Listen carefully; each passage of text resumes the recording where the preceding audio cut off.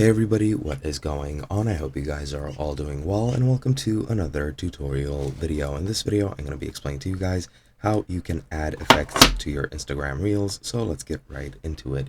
Now, what I'm going to do first is I'm going to go ahead and actually enter the reel editing mode.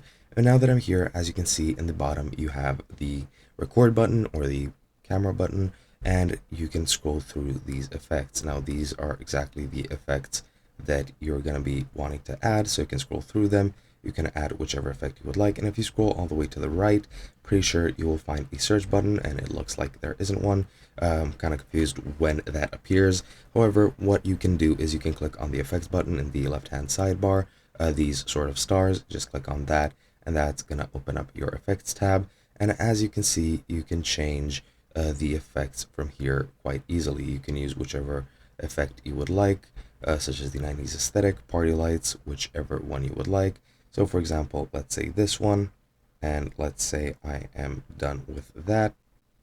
And now that should be it. It should be selected.